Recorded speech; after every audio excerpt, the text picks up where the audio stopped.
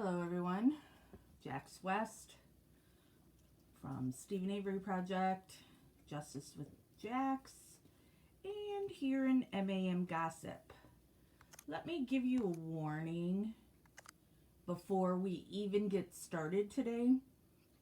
When I did the live yesterday, my Facebook shut down 3 times and I had to restart, and so we had 3 different videos for yesterday. And now today I've been falling down Avery rabbit holes, and so I was up cat reading this 1,000+ page document that I did post the link to here in Gossip for people to read themselves, and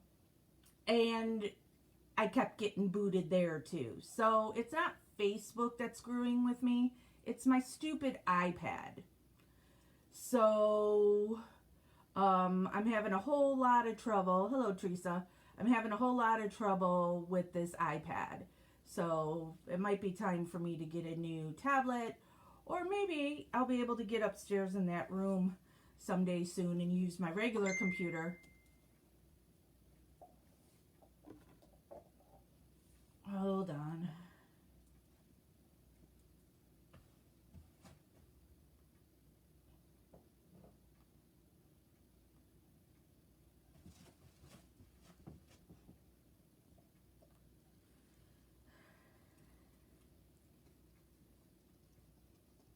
All right. I'll address this message, and I don't know if he's here watching this live, but I just got a message from Brad Dassey that I'm not going to respond to him right now because I'm busy here. So, one thing at a time. Hello, Cherry. So anyway, just giving everybody the heads up that there's the chance that this tablet might shut down on me while trying to do this live. So yes, I know I'm not the most professional in all of this. So this live was scheduled for us to go over the cadaver dogs and the flyover video. And so I was reading up, and I have posted some screenshots of some of the things that I found in looking this stuff up, so y'all could look into it for yourselves too, and it's what we'll be going over. So let me say, for the flyover video, since there's really nothing for me to really dive into to talk about, so let's knock that one out right away. And my hair didn't look this funky in person, but looking at it on the screen, it like looks all weird. So we know that Wendy Baldwin and some other dude did a flyover that they claim they were looking for Teresa Halbach's car when she was just missing at that point. And then we know from, and I've posted those documents today, that, oh boy, on the news they're going over the Columbus shooting. Okay, anyway, trying not to see the squirrel. This flyover lasted 4.5 hours, but the amount of video that's available is just a teeny tiny little amount. And so like the one that when you Google and you look for it anywhere, you see a tarped car there. So this can't be the flyover video for when they were looking for the car. It has to be after they found it, because law enforcement is who threw the tarp over the RAV4. So it's all kinds of shady that they were filming for 4.5 hours, yet they're only showing an edited little portion. So what could they be hiding? Could they be hiding that before they found the car on the 5th, that the RAV4 was at the salvage yard? Or was it not? What is it? So there's always something, right? You can't ever trust anything that comes out of Manitowoc. And then the other thing is the cadaver dogs. Well, and they're not just cadaver dogs. They use several different dogs that had different specialties. So it wasn't just a cadaver dog. There are dogs that are looking for blood and such and such. And so I posted those things that I found as well. Let me see if I can get into it now by my phone, because I'm so professional here in doing it, because I made a whole thread on that. And let me find it. Oh boy, I have to just keep scrolling. Lots of things posted in here.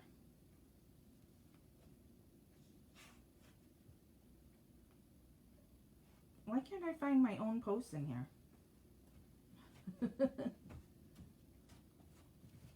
Scrolling. I'm sure I could just do the... Okay, wait. Alright, this is a thing of over 1,000 pages. I want to go into that too, but I also have a thread that was just on this. So I would have it to refer to. Here we go. All right. So this is a link that I had posted that is to, oh boy, it won't let me turn it this way so it's easier for me to read. I mean, because look at how small that is. For me, that's teeny tiny. I'm an old lady. So this is a search report of the dogs. And so I figured I would read through this. All right, and it says, Teresa Halbach, last seen 10/31/05, reported missing 11/03/05, search began 11/05/05. And so then the first section here is dated 11/07/05. Reporting officer, blah blah, and bloodhound Loof arrived at the Calumet County Command Post to be briefed on the situation. Well, I don't need to read that. Because it's long and I want to not make you have to sit through a ton of this. So my iPad fell down. Talk about being professional. iPad fell out of the stand.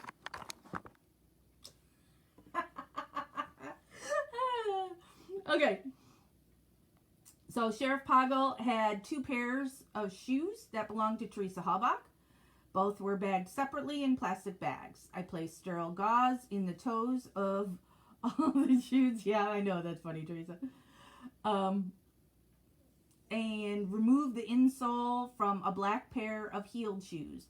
The toe area was cut off and placed in a plastic bag with sterile gauze. The shoes were then secured in my personal vehicle. Okay. Track 3, 1:30 p.m. It was 57 degrees. So, and I think this is important to note that, you know, so this is November 5th or 7th. No, 5th. And it's 57 degrees. Because remember when we're talking about the possibility of Bobby being shirtless? So this is November and 57 degrees. Wind 0 to 5. So not very windy. We walked down the driveway to the Avery property to the area where the van was sitting and for sale. I pre-scented Canine Loof and did a perimeter scent inventory.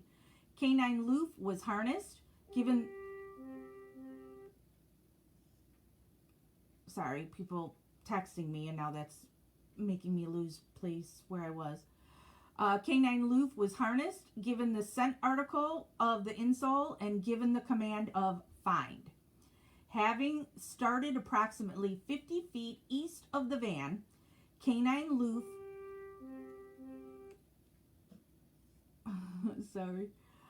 Canine Loof immediately went to the front portion of the van for sale. I pre-scented Canine Loof and did... see? The people that keep texting me are screwing me up. They should stop texting me right now. Loof immediately went to the front portion of the van for sale. Canine Loof continued west, going to a black F-350, that was Stevens, parked in the driveway in front of a garage, Stevens' garage.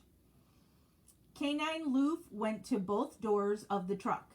Canine Loof then went directly to the service door of the garage and worked her nose along the bottom of the actual overhead garage door, showing much interest.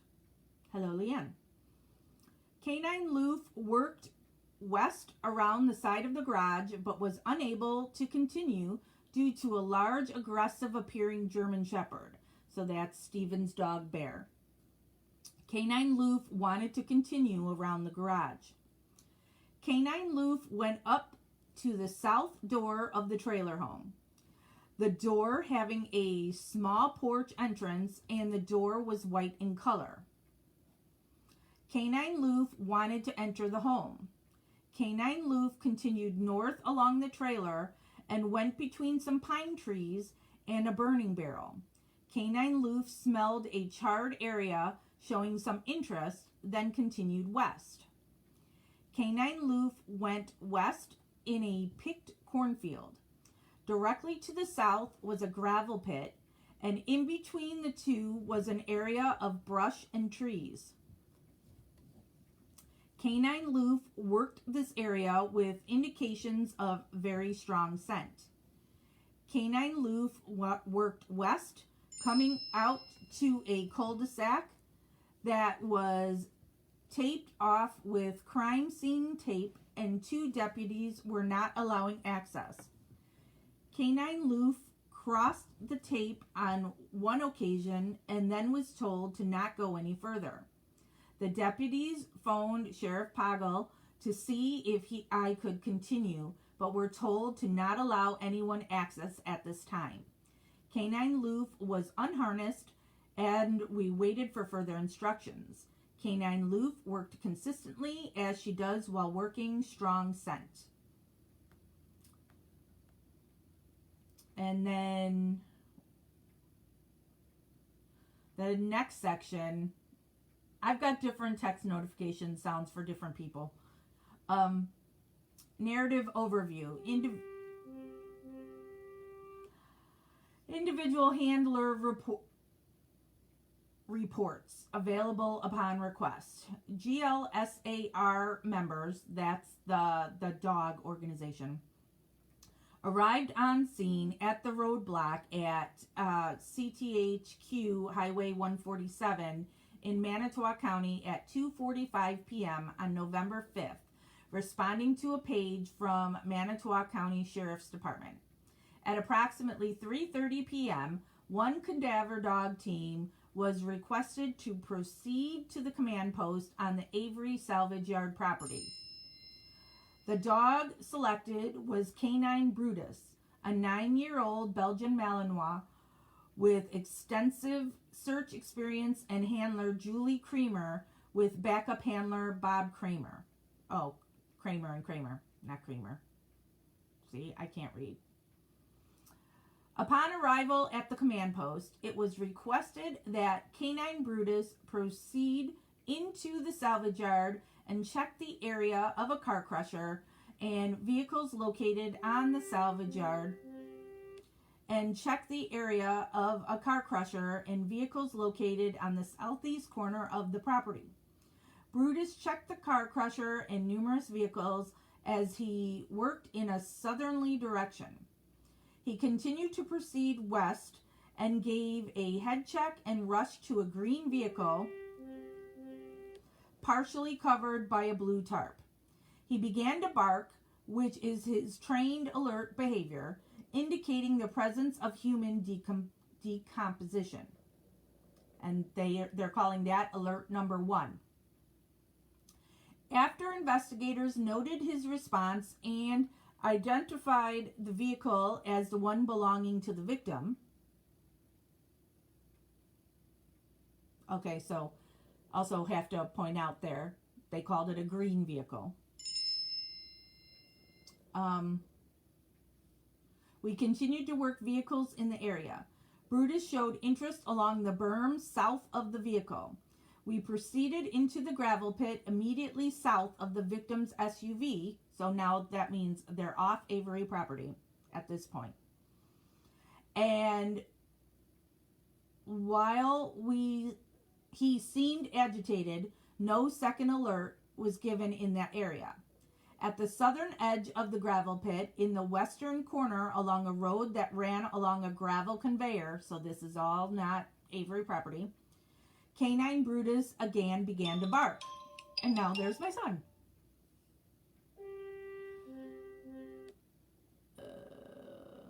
Hold on.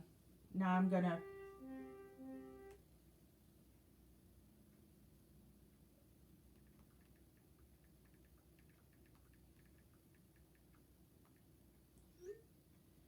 That's my son saying he might need to go to urgent care, so, because he hasn't been feeling well. Okay. This is so hard for me to read. So little. I wish I would stop getting all these texts.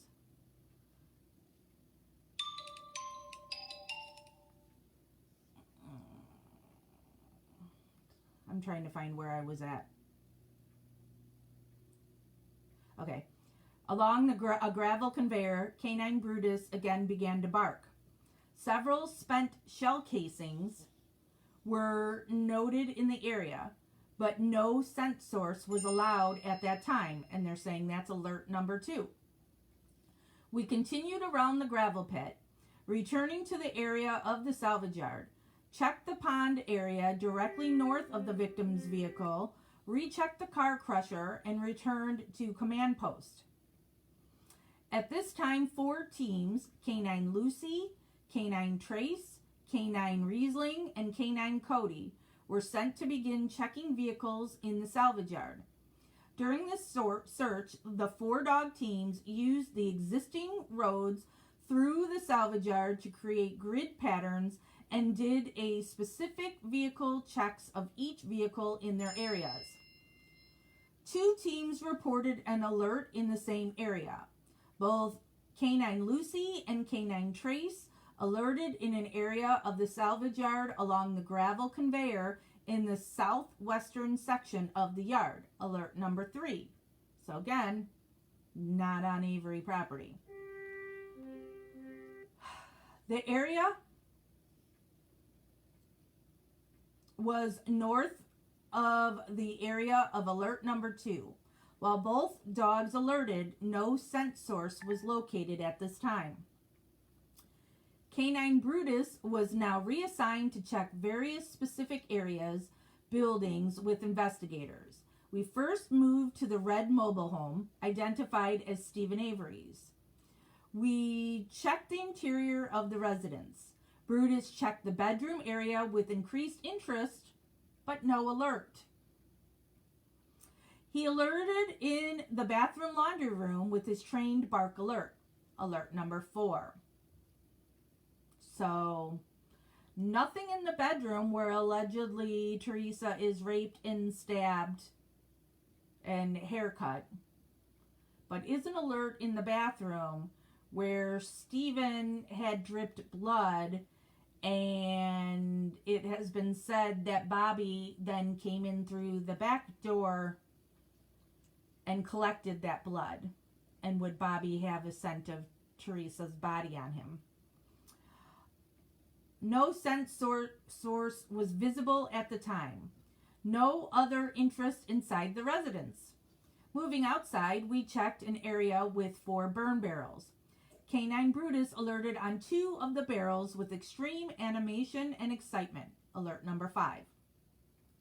We then moved east to numerous outbuildings and machine sheds, checking ATVs, diggers, front end loaders, and trailers, as well as building interior.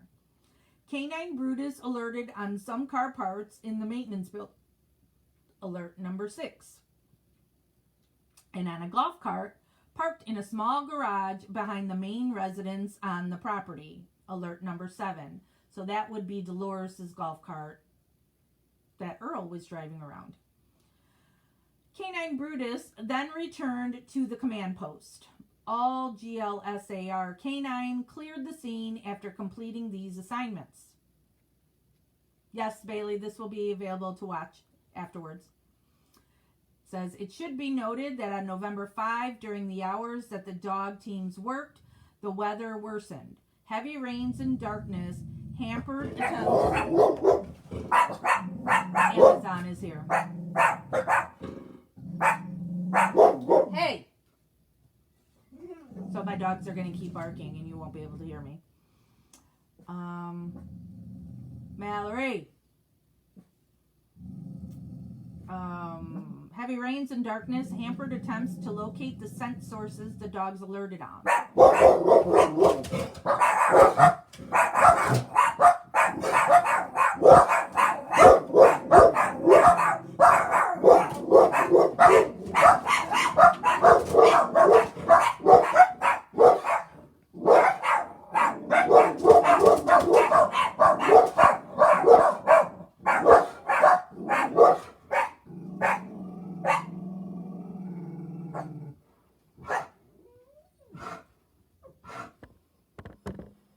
She's so mean, isn't she? Mean and vicious. Beware of the pit bull. On November 6th,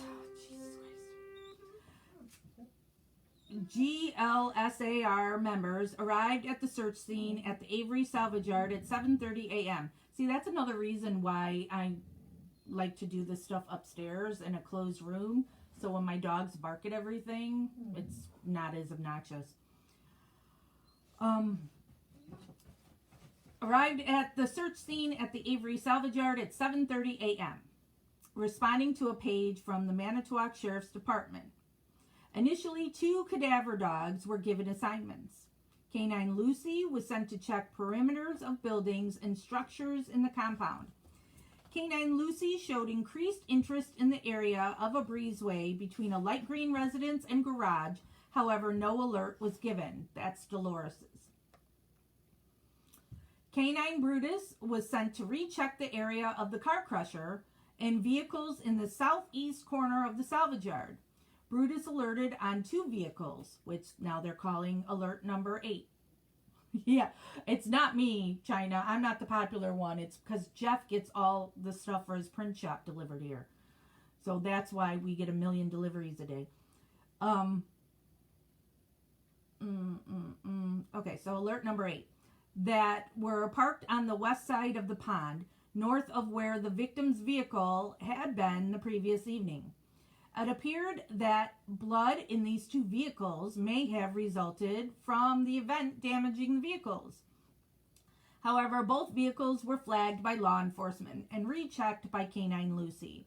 So see, you can't really, when you're at a car graveyard, you know, there's going to be a lot of cars that are there due to accidents, so there would have been blood in the car. So when these dogs are alerting to these different cars, you can't trust that because who knows whose blood that is and from what.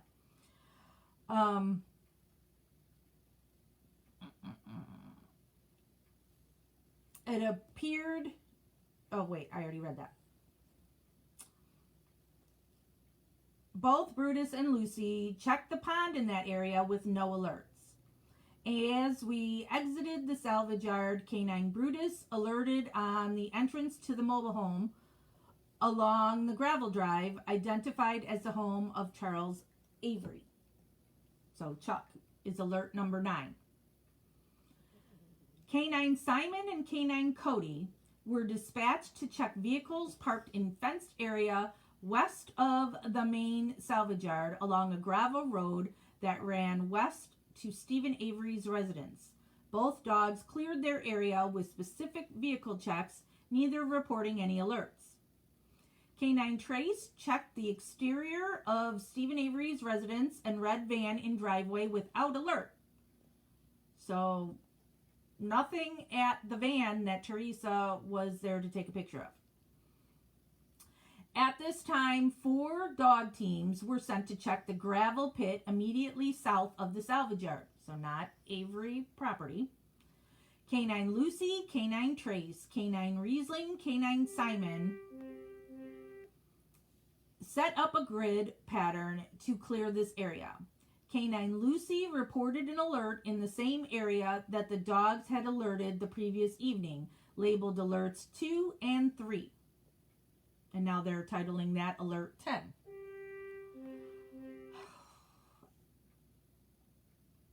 Canine Simon and Canine Lucy returned to command post after completing the area of the gravel pit south of the salvage yard.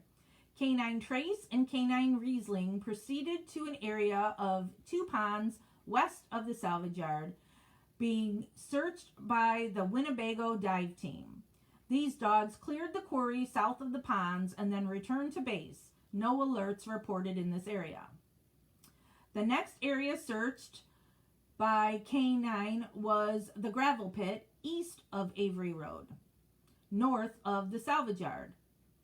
Canine Cody, Canine Simon, Canine Harley, and Canine Kovu gridded that quarry, working from south to north. An alert was reported in the center of the pit along a sand pile and marked with a flag, Alert 11. This area was marked by Canine Kovu and rechecked by Canine Simon and Canine Cody, both of whom showed interest, with Canine Cody alerting just north of that location. Upon completion of these assignments, the handlers and teams from Midwest Canine cleared the scene after meeting with Lieutenant Brett Bow at the command post. Other canine and civilian handlers were on scene at this time. On November 6th, weather was again a factor working against the dogs.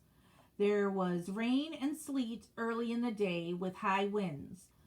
Dog handlers set up varied grid patterns to account for wind conditions. Alerts were reported to back up personal and command post. Cha-ching.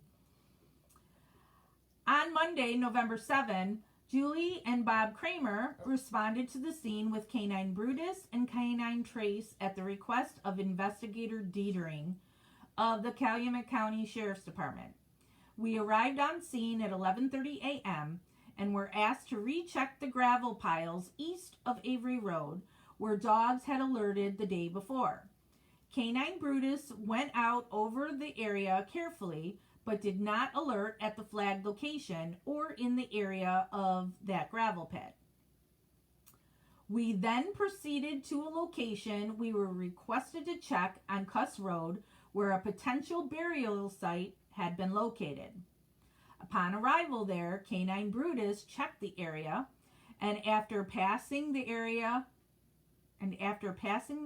upon entry in the wooded area, he gave a head check, returning to the location, and gave his bark alert, alert number 12, and seemed to be particularly interested in a shovel lying next to the disturbed earth. So this is Cuss Road by the deer camp, not Avery property.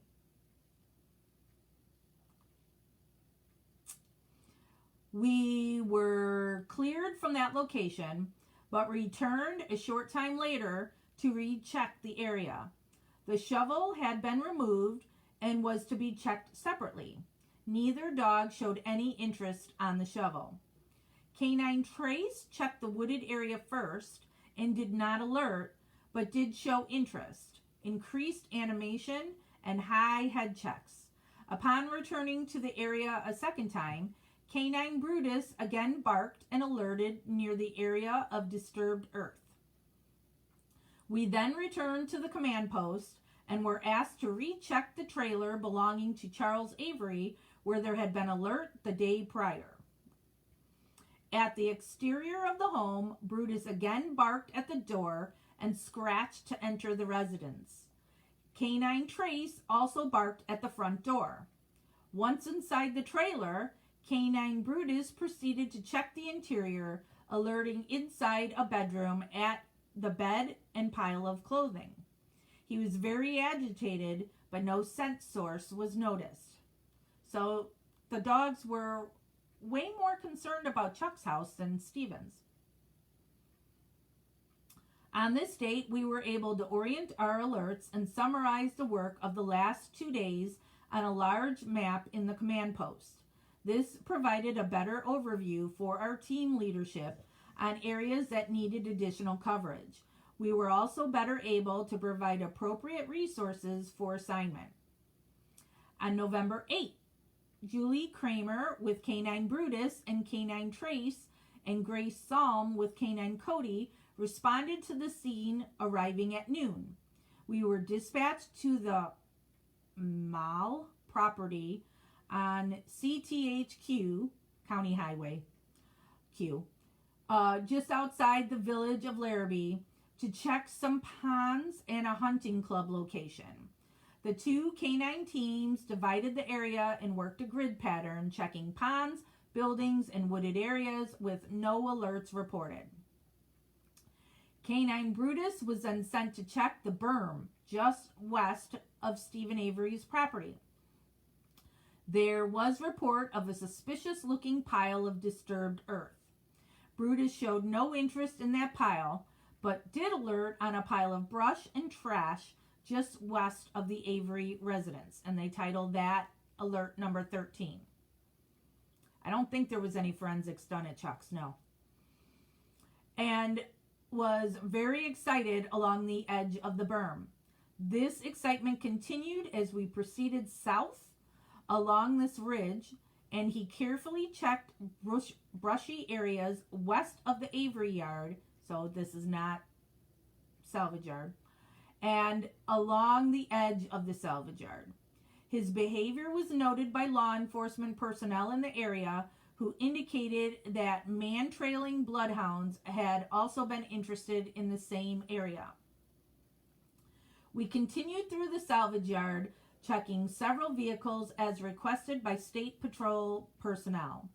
At 2 different vehicles, Canine Brutus alerted, but material within the vehicle seemed reasonable for the dog's reaction. These were not marked further by this dog handler. Upon returning to the command post, we met with the bloodhound handlers on scene, and it was noted that both live scent dogs and the human remain detection dogs had shown excessive interest in the ridge of land beginning behind Stephen Avery's residence and running south to the corner of the salvage yard where the gravel conveyor is located. So again, not Avery property. This area seemed to be of particular interest to the dogs, although no scent source has been located in the area. After this meeting, handlers cleared the scene for the day. It should be noted that the bloodhound handlers on scene are not part of Great Lakes Search and Rescue Canine Inc., nor have we any copies of their credentials, blah, blah, blah, blah, blah. All right, last page. On November 10, Bob and Julie Kramer returned to the Avery salvage yard with Canine Trace and Canine Brutus in response to a request by Lieutenant Herman of the Calumet County Sheriff's Department.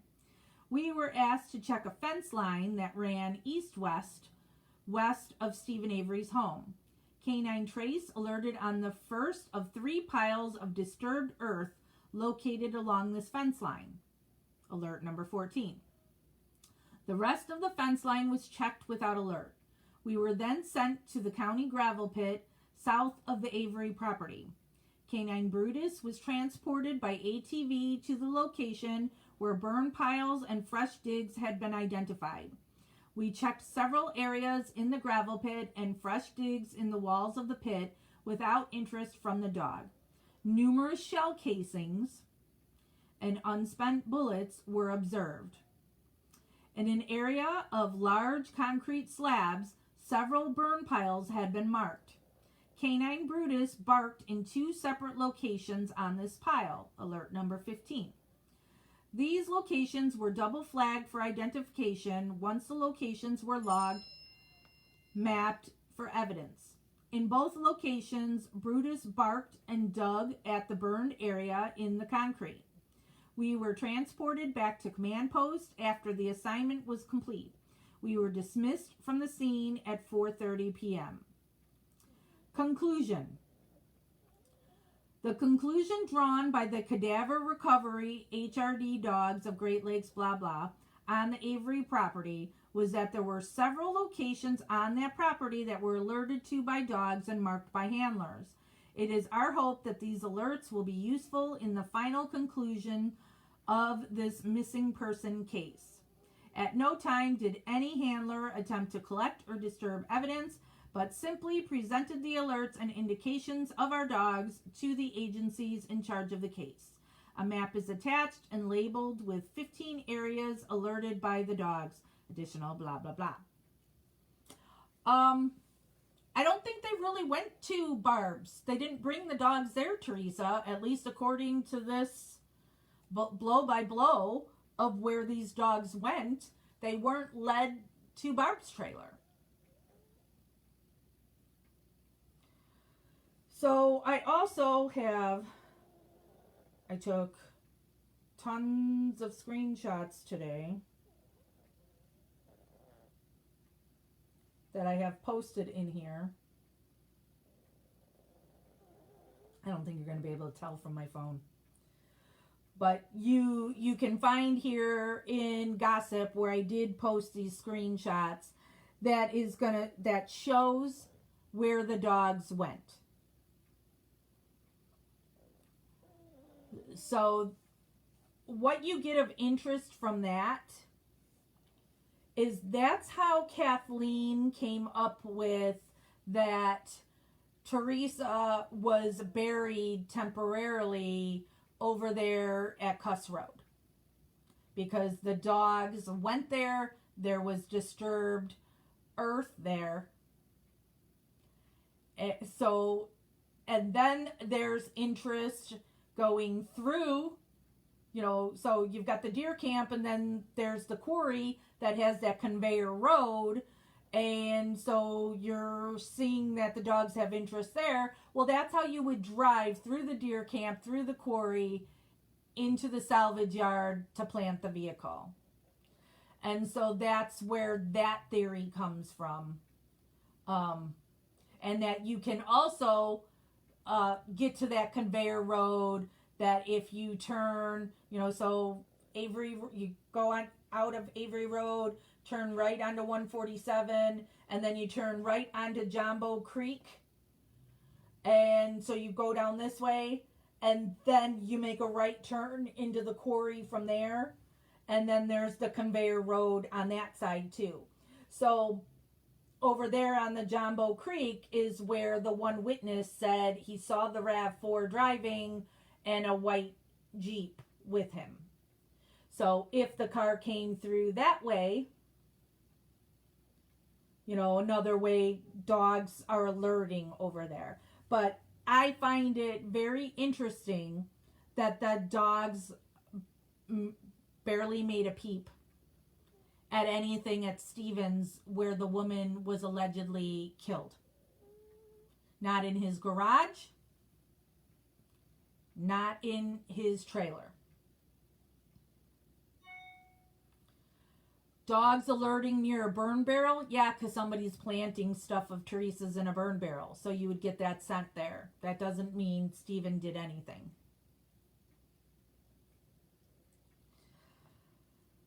I also posted a thread with tons of screenshots from the queso report. Oh, we've got 3 Debbies on again. And so all the pictures are in my phone though as well. So instead of me going in there, I just wanted to go over some of these. Okay, so this first one is for the flyover from a report that talked about the flyover, where it says at approximately 13:19 hours, Sheriff Poggle and I, that's Wendy Baldwin, 4 Debbies, arrived at Lakeshore Aviation. We met with Kurt Drum and proceeded to fly over the last 2 known locations where Teresa Halbach had been on 10/31/05.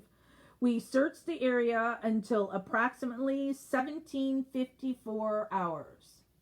But there's less than 10 minutes of footage available. So it was over 4.5 hours, but they only show you 10 minutes, and we don't see when they went over anywhere else. Okay, this next paragraph, so these are all from different statements that are all in this CASO report that I posted the link to. That's at StephenAveryCase.org. It's over 1,000 pages. So this paragraph is at approximately 1800 hours. I did make phone contact with Stephen P. Schmitz. That was her first appointment, Teresa's first appointment for the day. Stephen states that he and Craig, that's Craig Sipple, have a car they own together and were selling through the Auto Trader magazine. According to Stephen, he received a phone call. This is Stephen Schmitz, not Stephen Avery, by the way. He received a phone call from Teresa Halbach at approximately 1:10 p.m. on Monday, 10/31/05. Stephen told me Teresa arrived at his residence at blah blah between the hours of 1:30 and 1:45 p.m. on Monday, 10/31/05. Stephen told me she was driving a blue SUV, possibly something like a Pathfinder. He told me the vehicle looked very new. I asked Stephen what the photographer Teresa would have been wearing. He stated she was wearing blue jeans, a white button-down shirt, and a summer jacket, unknown color. Stephen states Teresa took pictures Greg had for sale, and he wrote her out a check. Stephen states Teresa got back in the vehicle, and the last time he saw her, she was headed north on County Highway A. So, blue.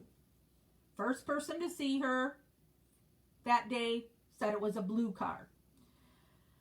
Next screenshot. Investigator Wiegert informed me Teresa Halbach was a freelance photographer who worked for Auto Trader magazine. Information obtained through Auto Trader was that Teresa Halbach was there, had 3 photo shoots on Monday, 10/31/05. My God, I just cannot see. Ooh, I can get it bigger this way. One of the photo shoots was in the Kiel area and 2 were in the Mishicot area.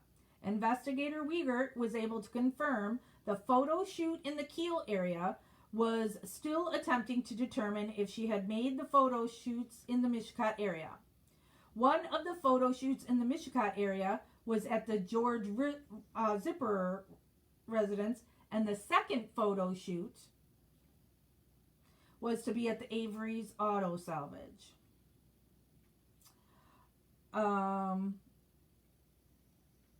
This is when Pam Sturm was reporting finding the car. Caller. Okay, we are at Avery Salvage. Dispatch. Okay. Caller. Okay, and we are searching for the vehicle. Dispatch. Right. Caller. For Teresa Halbach, we have found a RAV4. What color specifically was her RAV4? And do you have a VIN number? Dispatch. Caller.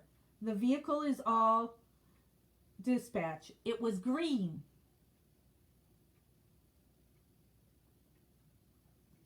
Caller. Oh, wait. Oh, caller. Okay, this, I don't know. This is like a bluish green.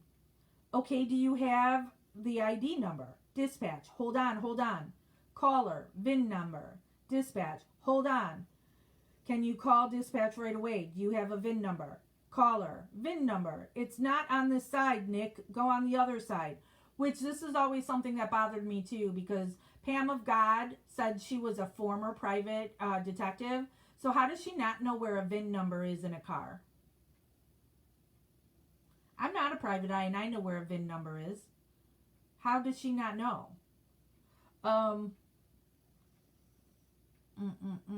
Dispatch. Hold on. Here is Jerry. Sheriff. Hi, this is Sheriff Poggle. Caller. Oh, Sheriff Poggle. Hi, this is Pam Sturm. I'm on the search for Teresa Halbach and we found a RAV4. Sheriff. You did? Caller. It's a bluish green though. It's more blue than green. We just wanted to know if you got the VIN number of that vehicle.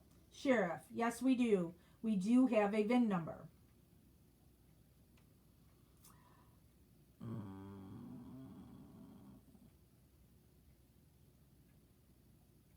Where am I? Okay, there it is. Sheriff talking to dispatch. Can you get the VIN number? Caller. The only thing is I can't find it on the sheriff. Where is the vehicle at? Caller. I'm at Avery Salvage. Sheriff. Okay. Caller. It is all covered up. Sheriff. Look through the front window. Caller. Through the front window. Sheriff.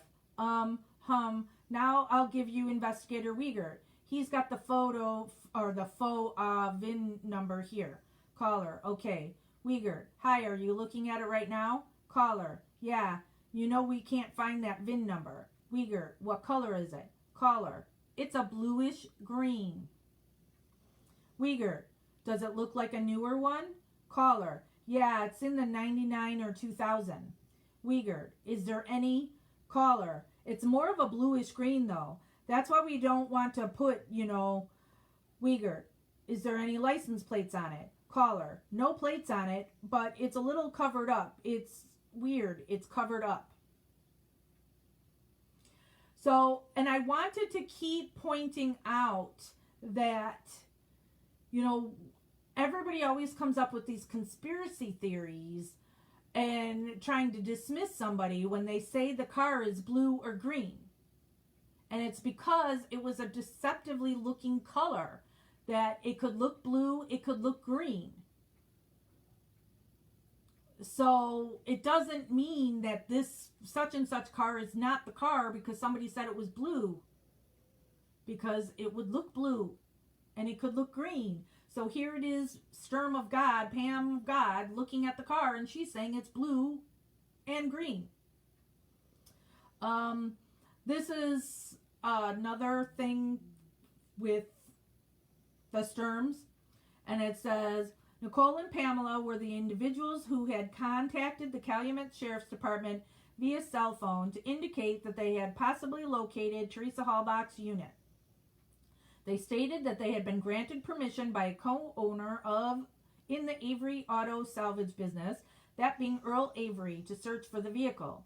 They stated that just prior to contacting our agency via cell phone or cellular phone, they had located a dark blue or teal colored Toyota RAV4 parked in an area in the southeast corner of the salvage yard. Nicole indicated that she had taken photos prior to calling our agency. The Sturms indicated that they had used tissues in an attempt to determine whether vehicle was secure and found the doors to be locked. Again, she's a former private eye and you don't know to not fucking touch evidence. At 11:50 a.m., I did obtain the following written statement from Nicole Sturm. Quote, at approximately 10 a.m. on November 5, 2005, we asked Earl Avery permission to look around the property. He granted us permission and we began on foot. Walking south of the main office, we separated and began looking into salvaged vehicles. At approximately 10:20 a.m., Pam called me over to look at a blue-green Toyota RAV4 that was covered in brush and then, because that's all I didn't continue on for that page because I'm pointing out the blue-green. All right, so the next screenshot is when they were talking to Earl Avery. And the paragraph that I wanted people to pay attention to is Earl also stated the rest of the week pretty much seemed normal, and this morning, which would have been 11:05:05, Stephen and his mom left to go up north where they have cabins up in Marinette County. Stephen would have taken his blue Grand Am up north. According to Earl, Stephen would be at his dad's cabin. So, that settles that. We now know, at least according to Earl, Stephen and Dolores left the morning of the 5th. So when Bobby Dassey is seen pushing the RAV4 before dawn on the 5th, they weren't at Crivets at that time. So totally understandable why, to get that into the salvage yard, you would not have it running to draw any attention to it, because Stephen and Dolores are home.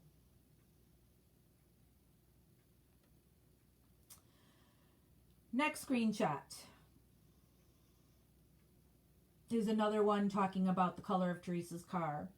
While standing guard over a green Toyota RAV4, I could see the sky was getting very dark and there was a mist in the air. There was talk amongst several of the officers to put a tarp over the green Toyota RAV4 to protect any possible evidence on the exterior of the vehicle. A tarp was produced, and I did assist in getting objects from in back of other vehicles to help weigh down the tarp to prevent it from blowing away. Extreme care was used by the officers to prevent the tarp from touching the green Toyota RAV4. Once the tarp was in place, Investigator Steyer notified me that my assistance was needed back at the command post. Deputy Bass did relieve me in protecting the green Toyota RAV4. I exited the crime scene area of the green Toyota RAV4 at approximately 15:10 hours. Next screenshot. The paragraph that I wanted says, the first garage we searched would have been a red garage, and we found a snowmobile and a Suzuki Samurai motor vehicle. We also found numerous .22 shell casings located on the floor of the garage. We were unable to locate Teresa Halbach in the building. So, this is Stephen's garage that they say they found shell casings, yet there wasn't this big, oh my God, Teresa's been shot. And then months and months later, going into that garage in February, they find a shell casing under the snowblower. And now from finding that one shell casing, that convinces them that she's been shot. But all these .22 shell casings you found in the garage on November 5th, who cares? All right. Next screenshot is when they were talking to Bobby. Bobby states he works third shift at Hamilton Manufacturing in Two Rivers and is normally home by 6:30 a.m. in the morning.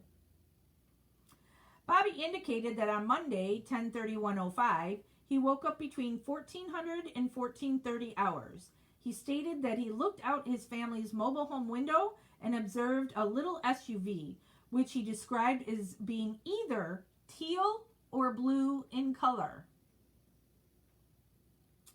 He stated he observed the vehicle stop and a female exit the unit and photograph a maroon van, which his mother is attempting to sell. He stated that after the photographer had finished photographing the van, he observed her walking towards the residence of Stephen Avery. This residence is located immediately west of Dassey's home. He stated that she was seen walking towards the porch. He stated the photographer spent approximately 5 minutes photographing the vehicle. Bobby stated that he left for deer bow hunting at approximately 14:45 to 1500 hours. He stated that the teal vehicle was still there when he left. He stated that he arrived home at dark or shortly thereafter. He did estimate the time at 16:45 hours. He stated that when he arrived home, the blue or teal colored SUV was gone. Next screenshot. Bobby stated it was his understanding that the lady had been to the Avery property 4 to 5 different times in the past 12 months to photograph units that Steve wished to sell in the Auto Trader magazine. So pointing out, Bobby knew when Teresa was missing and is stating that he knew she was there several times before. She wasn't there taking pictures of any cars for Barb before. So, and he doesn't talk to Steven. So how does he know? Bobby indicated he was never in the teal or blue colored SUV and had never touched the vehicle. Bobby stated that his vantage point of the vehicle and the young lady was from his mother's mobile home, which he estimated to be approximately 60 yards away from where the van is parked. Bobby indicates that Monday, 10/31/05 was the first time he had seen the female photographer. First time you've seen her, but you just said you know she's been there. Bobby indicated that he was traveling on State Highway 147 towards the property he hunts deer on. He did observe an individual known to him as Scott Taddock. Bobby indicated that Scott would be able to verify precisely what time he had seen Bobby. How would he know that Scott would know exactly what time he saw him? Bobby stated that no one was in his vehicle with him. Bobby was asked once again whether his prints would be in or on the RAV4, and he indicated no way at all. Bobby Dassey indicated that he believes Stephen Avery was at home during the time the photographer was in the vicinity. So he's not saying he saw Stephen. Bobby indicated he was unsure who might have been at the Avery's auto salvage shop. Bobby denied having any sort of contact with the lady. I advised him that we had learned that Stephen indicated Bobby had seen this young lady after Stephen had. He indicated that there was no way I was hunting. Bobby Dassey did indicate that he was concerned for an 8-week-old Labrador puppy. I wanted to make sure we marked that down because people are always asking about how old this puppy was, that the scratches on Bobby's back came from, allegedly. So 8 weeks old. And then there was another paragraph in here where he says, not reading the whole thing, I grabbed my bow, got into my blazer, and left. I didn't see the lady who took the pictures when I left. The SUV, a teal-colored, possibly a Honda, was there when I left to go hunting. She had shoulder-length brown hair. It was darker to me. She was wearing a dark waist-length jacket. She was skinny. About 3 or 4 minutes went by between the time I got my jacket and the time I got into my truck.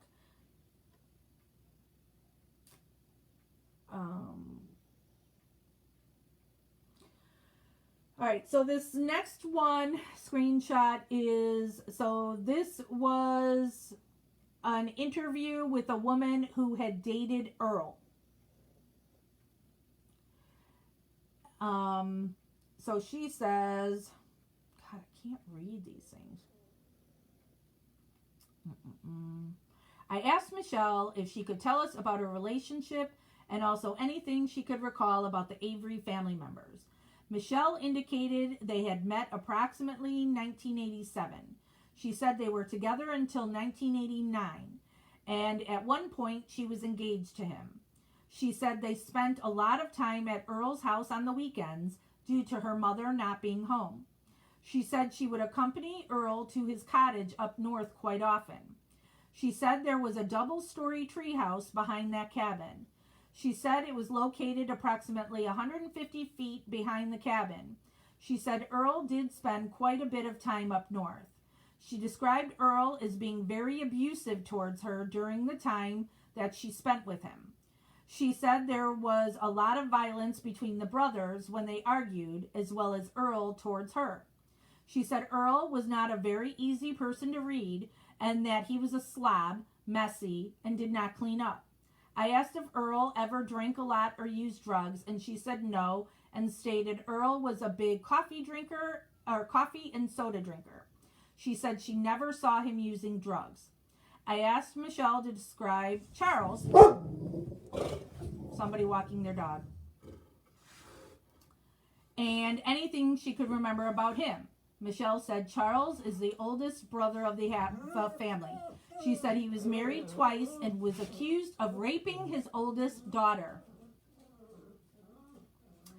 She described Charles as being quiet and to himself with not many friends. She said he is very creepy and sneaky. She said he is a very smooth talker and slick. She said Charles would try to sweet talk females rather than using violence to get what he wanted. Michelle recalled an incident in 1988 when he attempted to force sex on her. She said it was approximately 11 a.m. and she had laid down in the bed in the green house. So that's Dolores' house. She said Charles came into the bedroom and was trying to seduce and sweet talk her into having sex with him. She said he was clothed and he was smoking a cigar at the time. She said Charles never did have sex with her. However, he tried to sweet talk and persuade her into doing that. She said she did not feel very good about what happened and had told Earl about it. Michelle said Earl had later gotten into a fight with Charles and they had been hitting each other with shovels. Michelle described Dolores as always covering up for her children when they would do things. She said after that incident, Dolores had changed the bedding and had straightened the bedroom. Michelle knew that she did this so the ashes from Charles' cigar were not there.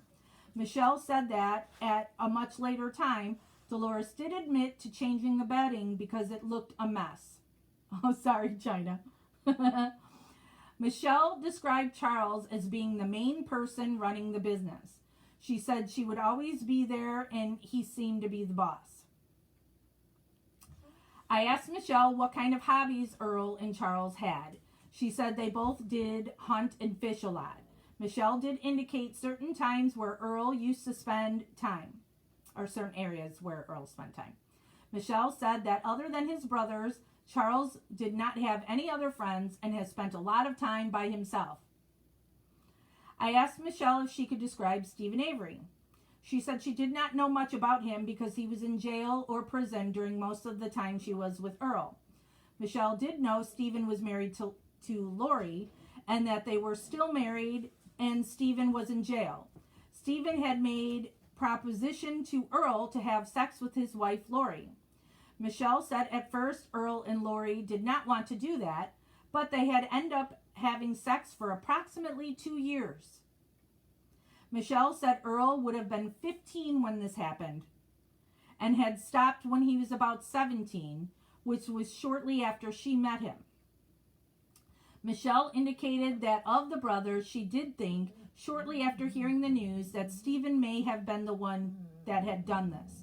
She did state, however, after rethinking things, she thinks Charles may have had something to do with it. She said it would not surprise her if Charles framed Stephen.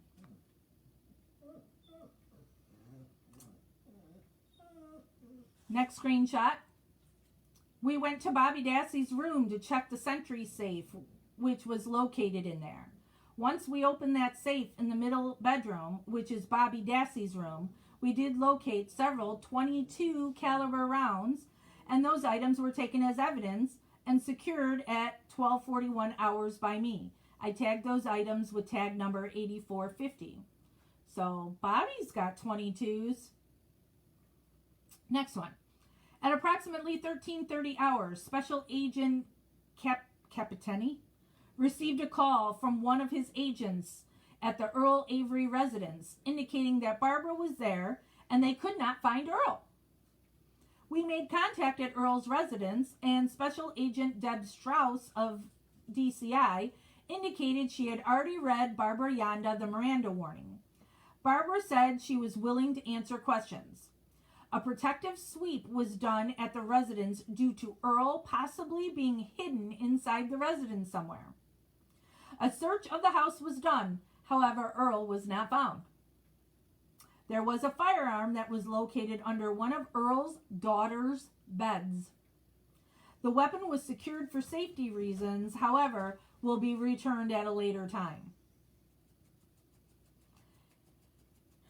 Next one. On Wednesday, 11/09/05, at approximately 1:45 p.m., Investigator Steyer of Calumet County Sheriff's Department, along with Special Agent James Sillaher, DCI, arrived at Earl Avery's residence. Upon our arrival, agents Deb Strauss, Louis Ojeda, and Joe Capitani of the State of Wisconsin DCI, along with Investigator Wendy Baldwin, were at the residence speaking with Candy Avery and Dolores Avery. Investigator Gary Steyer approached the door of the residence and spoke with Candy Avery, informing her the search warrant was for the person of Earl Avery. Candy Avery informed Investigator Steyer that Earl Avery was not at the residence. She stated she did not know where Earl was at this time. Special Agent Louis Ojeda informed Investigator Steyer that Candy and Dolores had spoken with Earl inside the residence. Investigator Steyer asked for consent to enter the residence and was granted permission by Dolores Avery and Candy's daughter Marie Avery, who resides at the residence. Candy Avery had left the door and had entered into the residence out of view from Investigator Steyer. The agents entered the residence while Investigator Steyer spoke with Dolores Avery in the kitchen of the residence. Investigator Steyer informed Dolores Avery and Candy Avery that investigators were looking for Earl for a search warrant of his person and not to arrest him. Investigator Steyer informed the Averys that Earl would return home after being taken to the hospital to collect physical evidence named on the search warrant. Investigators conducted a protective sweep of the residence. It did not locate Earl Avery, but did provide Investigator Steyer with a black-cased 12-gauge shotgun with barrel. Investigator Steyer did secure the weapon inside his vehicle. Investigator Steyer then spoke with Candy Avery outside the residence as investigators removed the individuals they had been assigned to execute the search warrant of persons. Candy Avery contacted Earl's cell phone and provided Investigator Steyer with Earl's cell phone number. Candy Avery then called Earl's cell phone number and left a message indicating he should call her back. Investigator Steyer also called the cell phone number and left a message for Earl to contact Investigator Steyer. Investigator Steyer provided his cellular phone number of the voice message. Candy Avery asked Investigator Steyer what Investigator Steyer and Special Agent Sillaher, however you say that name, who remained on scene, were going to do now. Investigator Steyer told Candy Avery he was not sure, and Special Agent Sillaher and Steyer proceeded back into Investigator Steyer's vehicle, which remained in the driveway. While Investigator Steyer and Special Agent Sillaher were inside Investigator Steyer's vehicle, Earl Avery walked out of the residence with Candy Avery. Special Agent Sillaher asked Earl where he was in the residence, and Earl informed investigators he was in the upstairs bedroom hiding under some clothes. Earl Avery informed investigators he was scared, and that is why he hid from investigators. Investigator Steyer then read verbatim the copy of the search warrant to Earl K. Avery, date of birth 6/10/70. Earl was provided a copy at this time. Special Agent Selleher informed Earl Avery he would be in custody but would not be under arrest at the present time. Earl was searched by Special Agent Selleher. Earl then entered Investigator Steyer's vehicle. Earl sat in the passenger front. Lady walking dog past the house again, so she's going to start barking. Inside the vehicle, Investigator Steyer started an audio tape and read a Miranda warning to Earl Avery. Earl also read along the Miranda warning form. Earl indicated he was waiving his Miranda warning and signed a Miranda warning form. Earl was transported by Investigator Steyer and Special Agent Selleher to Aurora Medical Center, located blah blah. At the healthcare facility, Investigator Steyer noted times of physical exam, buccal swab, however you say that, finger and palm prints on the back of the search warrant.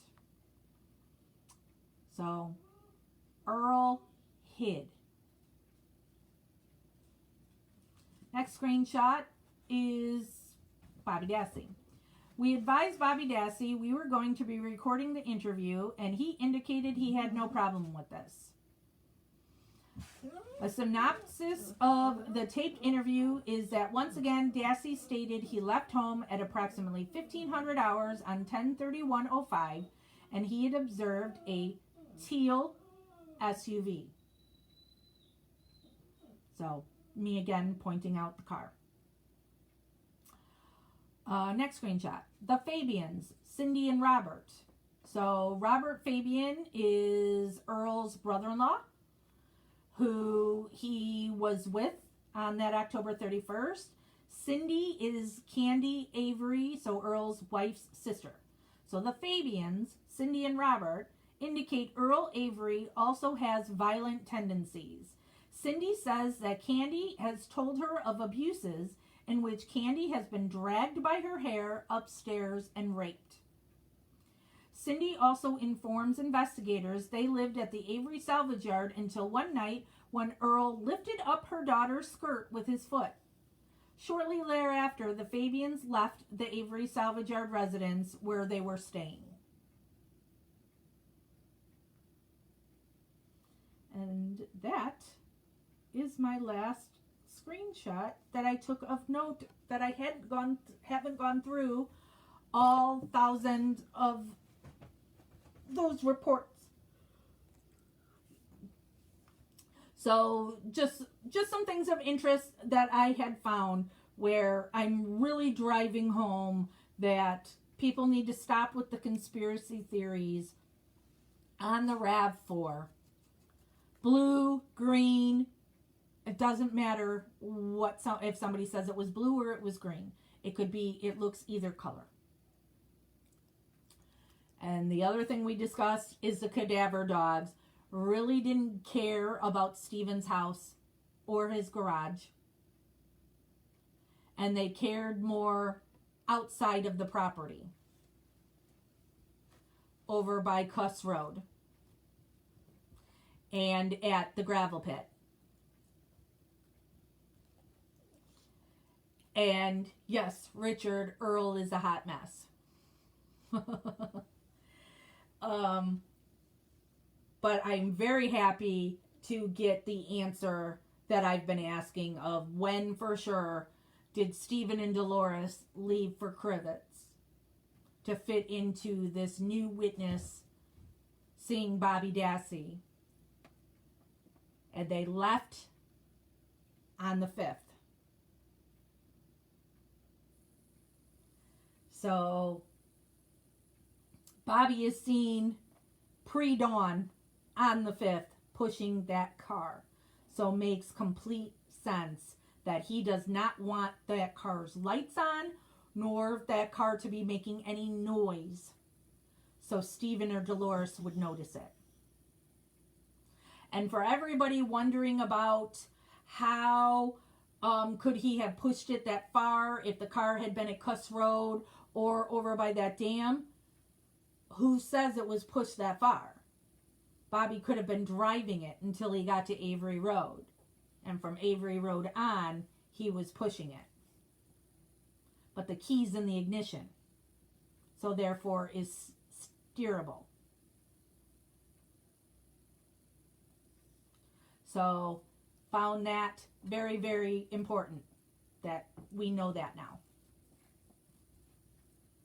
Oh, and I also found in looking through all that, the night that Chuck and Steven had gone to the store, and that's the night that I know they had said they had seen lights down in the pit, that's the 3rd. So the night that, the day that Teresa is reported missing, that's the day that there's lights seen in the pit.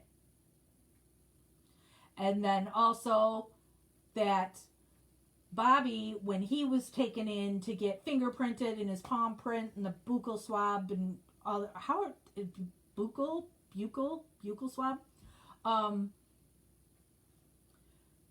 they were looking at all of them, you know, because they took in, you know, it was Chuck and anybody who is at the salvage yard of the Avery family. So all of them, Stephen and Earl and such, they all noted cuts and bruises or whatever they had on their body. So the same thing was done to Bobby. And so that's how you get the picture that he's got scratches on his back. And he said they were from his puppy. And we now know from this, he said 4 months old. 4-month-old Labrador puppy that Kathleen's experts say those scratches do not come from a puppy, and those are human scratches on Bobby's back.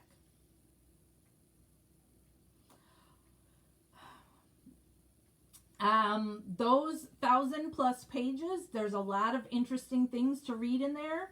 I've been skimming them all morning. So go on and tear into those, and anything you find that you think is of importance, please share here in MAM Gossip. You know, you never know if you're going to find something in there that will now buccal swab. Thank you, Liza. That may have something to do with the new witness or Graybeard. So, there you have it. So that's our live for today. I've been doing so many freaking lives, but this is one that Christopher had wanted me to do when nothing was going on in the case, and having me do like one live a week that's discussing certain aspect of the case, you know, so a new one each time. So, and it got put off last week because of the filing. I don't know when I'll be going live next. You know, if we get Kathleen's response. If Kathleen responds, she doesn't have to respond, but I suspect she will, because there was so many gifts for her in the state's answer. Which, and everybody please calm down, that was just the state. It doesn't mean Stephen's been denied anything. That's just the state whining and saying, no, don't give Stephen what he wants. So don't get mad and upset yet. So if Kathleen responds and we get that, we'll do a live to talk about that. What is, there's like something on me that's like, feels like really scratching me here. So if we hear from Kathleen, we go live. If the court says anything, we'll go live. If there's any more big dramatic crap, we'll go live. And I was thinking, Debbie saying go live again tonight and read more. I wasn't thinking of doing that. But I've been doing these all at 1 p.m. Central my time. because I always try to find something, since there's people from all the different time zones around the world, what works best for everybody. And I was thinking maybe now on in the future, maybe I should start them at 3 p.m. my time. So right now it's 2:20. So I wouldn't even start doing a live for 40 more minutes. So maybe 3 p.m. my time would be something better to fit everybody. I know you can't please everybody, but I'm trying to do, my best here that works with everyone. So, oh, Mariah says no. And they call the wind Mariah. Oh, it's already 8:22 in Scotland. UK, it would be 9 p.m. Okay. See? It's hard. I can never know what to do. 3:22 in Ontario. 8:25 in UK.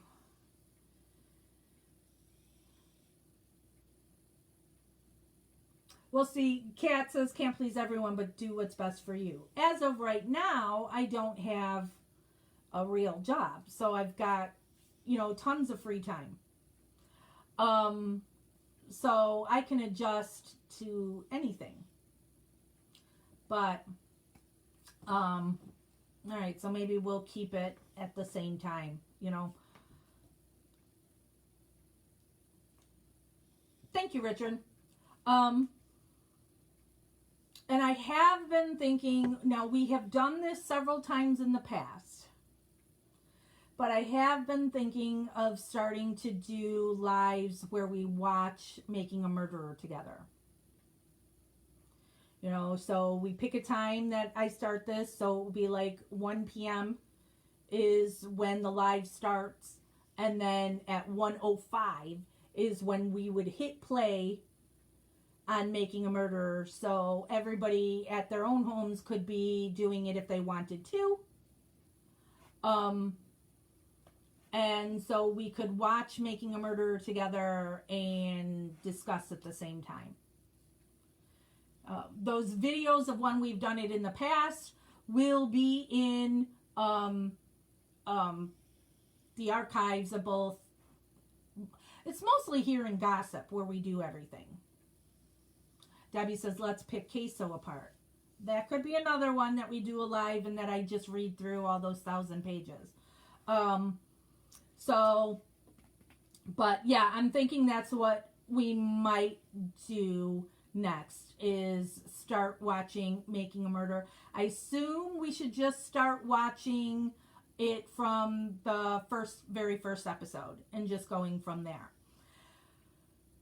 Don't know. See, here's the thing. When I have done it in the past, somebody from the Avery family, hi Carla, reports me and then I got flagged and Facebook shut down the live because I don't have the permission to re-air Making a Murderer. Because I used to point my screen or my camera at my TV. So people could be watching it and you would just be hearing me bitching about it or whatever. But I've gotten in trouble for it. That I can't show it. So then I've done it where then I've made it be facing me. Which I really, I don't like looking at myself. Ugh.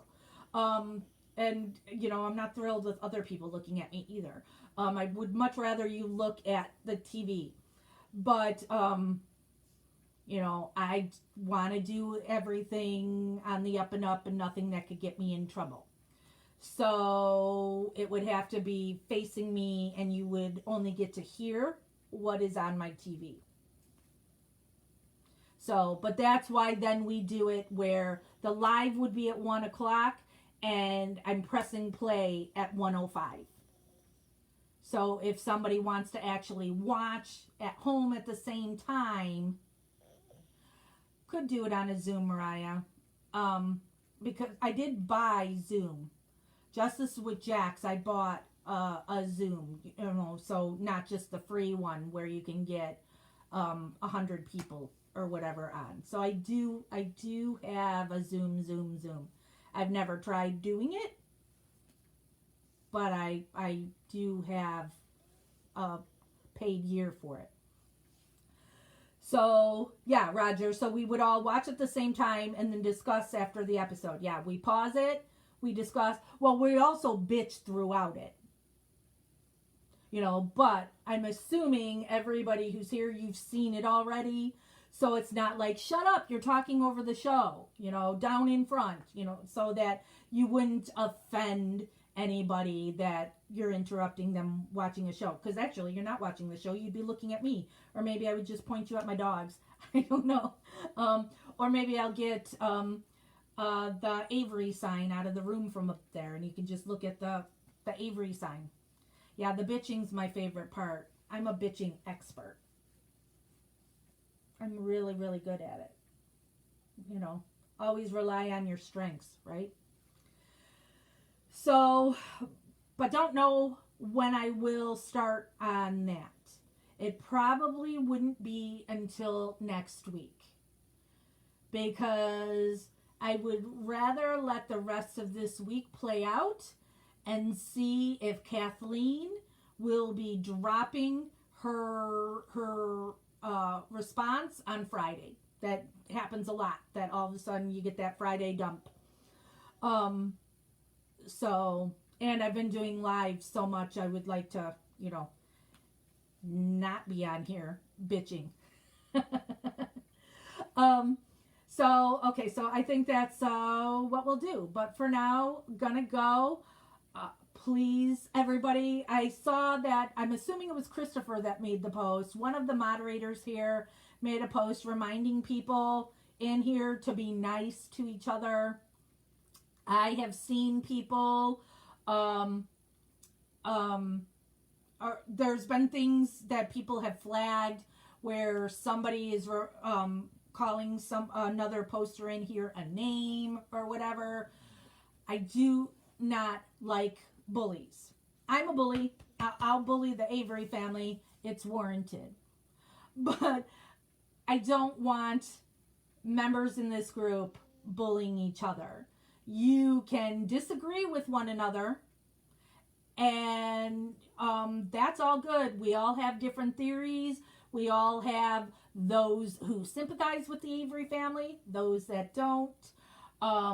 It's okay both ways, however you do it. But you guys can be nice to each other about it, right? I don't mind if you call names on the guilty people, on the Avery people. But I will warn you, though, that Facebook has been pulling people's, so we're not doing it, Facebook's been pulling it when people use naughty words, saying it's bullying or hate speech or whatever. So you may want to, if you're going to call somebody a name, you may want to censor yourself. You don't want to be put in Facebook jail. So, but yeah, agree to disagree. Play nice with each other in here. And if there's somebody who makes posts that just annoy the smurf out of you, you can block that person so you never have to see their comments or posts ever again. Feel free to block any member you want other than admins or the moderators. And I do regularly go through once a day, the members of this group, and if their account is deactivated, so what it's called when I look through our member list, it says unavailable, and anybody who is listed on that unavailable list is like grayed out.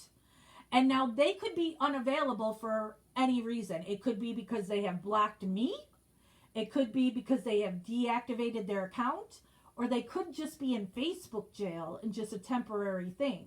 Well, I don't know which is which, so I just remove you from the group.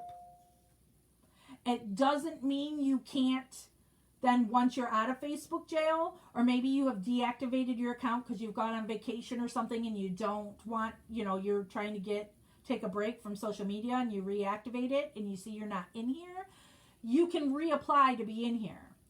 I'm only going to block you if you're constantly picking on somebody and you're told time and time again to stop doing something and you don't. Then you're blocked. So, but that's how you also know our numbers here in this group. Not that I'm a Facebook numbers whore, but they are real people, allegedly. I'm not meaning by sock accounts or whatever, but anybody whose accounts are deactivated or whatever, I purge them all. So, and I do that here and in Stephen Avery Project. So, and then I don't know if it was in here or the Stephen Avery Project group, because I don't pay attention to the things that I'm looking at what group it's in. But there was somebody who made a post that said that they do think Stephen is guilty, but they have questions about such and such and such. And I do have such a hard stance on guilters don't belong here. But this person wasn't saying anything Smurfy. Oh, Zipper, Corey Zipper, I booted him. He's banned.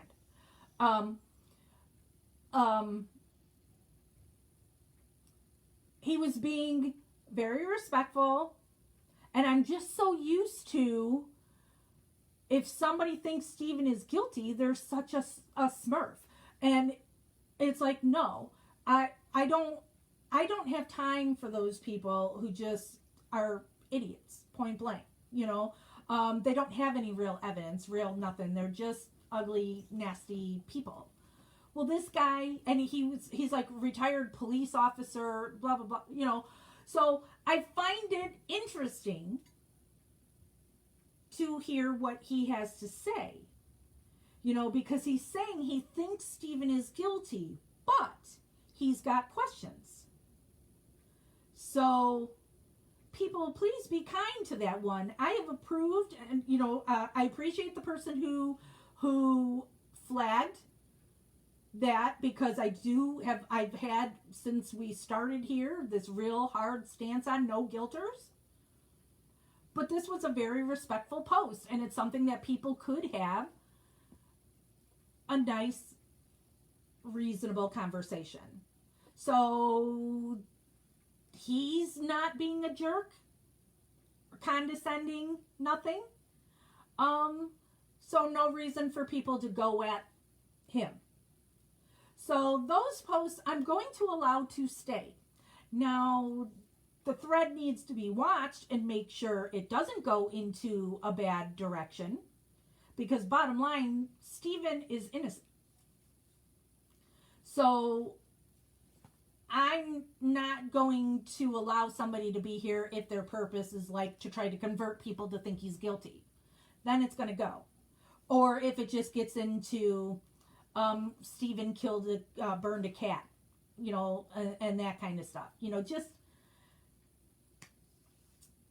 so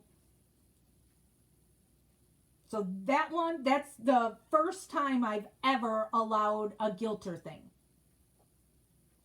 So let that one be. And we'll see. Maybe you all can change his mind and lead him to the light, Carol Ann. All right, I'm going to go. I didn't sleep well last night. Maybe that's why my hair looks so weird today. So I'm crabby, and also while we were doing this at the beginning, you heard how much my phone was going off, and I've got 26 text messages. So I need to go see what all those text messages were about. Oh, why did Corey Zipper get the boot? Because he's a nut job. So, no. And he did recently, I did a live on Justice with Jax, the public page yesterday, and he put a comment on that one. But that's a public page thing, you know, so. But no, Corey is bye-bye. He's not in this group anymore. He's got too wacky out stuff going on, and I'm not here for that. Thank you, China, on my son. I took my son yesterday. He got swabbed for flu and COVID. Both of those came back negative, but he still feels like crap. And so the text he sent me while we've been live, he says his temperature is now 102. And so he's thinking he wants to go to emergency care. And so I told him that we would, or if he wanted me to, I would take him. And he said he wanted to take a shower before he was to do anything. So I'm waiting to hear from him on that if I'm taking him to emergency care. And Teresa, no, I wasn't going to address something with Brad at the beginning. It was Brad messaged me, and I was saying I'll respond to Brad after. But I can fill you all in. I said I didn't know if Brad was watching this at the time. But so he messaged me a big long thing saying that somebody's told him that I said that he was responsible, that he told, that I was saying that he told Brendan's prison to shut down our rally or something like that he had said. And so I will respond to his message, but my response to that here that I will share with you all is that's not what I've said. I have said that Brad contacted the prison, which gave them the heads up that we were there, that we were coming there. So when we got there, we were greeted by the prison telling us we can't be there, which royally pissed me off. Because this was the rally that we had organized. Brad had nothing to do with that rally. Brad did not reach out to me to be any part of this rally. And so really isn't Brad's business to contact the prison to ask them, because he's saying he just wanted to like film a rally at the prison or some crap. Well, he shouldn't be contacting the prison on that. He should be contacting me. And he knows how to get a hold of me. Brad and I have been messaging since 2016. When he first reached out to me on something to bitch at me about somebody who had gone to him saying I was being mean about something or another. And so Brad, who I had never talked to, didn't know nothing, all of a sudden messages me out of the blue to try and defend this crazy person to me. So Brad and I have had many messages over the last several years. So he knows how he can get in touch with me if he wants. He has been in this group many times over the years and has chosen to leave and then comes back and then leaves and comes back.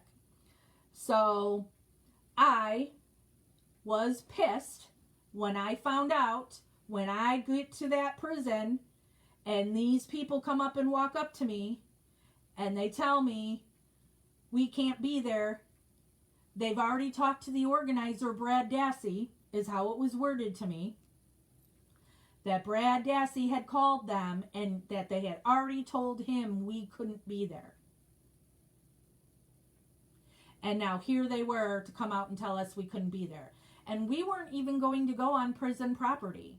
We were going to do the same thing we did at Waupun. And where we're out front on the sidewalk. Brendan's prison is kind of in what you would call like unincorporated. So I don't even think there was a sidewalk there. And we had parked in the prison lot. And they were telling us we can't even park in the lot. This is private property, blah, blah, blah. But had it not been for Brad calling them, they wouldn't have even known anything, because where we would have been standing is so far away from the prison, they wouldn't have known. But instead, they're all mad. And Brad, if you had wanted to be a part of it and you wanted to film it for your Facebook or your whatever, you could have just reached out to me. I wouldn't have cared. But instead you went directly to the prison. And it annoyed the smurf out of me. So, but I know when we do because Christopher has been organizing. We're going to be doing this rally again this year. The last Saturday in July is what it's planned for, but I go back and forth if we're still going to do it, because now another group is going to do a rally in July. It's like, whatever. We wouldn't go to Brendan's prison this time, because we already know from the prison they don't want us there and will cause drama. So Waupun was perfectly happy to have us there. The prison had no issues. I had also talked to the police department beforehand. The police department was perfectly lovely, where they even sent a couple of cars to watch us while we were there because we had gotten threats. So Waupun was great. So that's what we plan to do this time. That we're just going to go to Waupun, but it'll be a whole weekend event. And you can find Facebook event for it is on Stephen Avery Project. So, all right, now I'm really going to go. I'm going to lay down, I'm going to read through these text messages. And my dog's going to bark at somebody walking past the house. So, thank you everybody for joining me again today. Let me know what you find in your own investigations and your own rabbit holes that you go down, because, you know, there's gems everywhere. You can find something. So, investigation continues.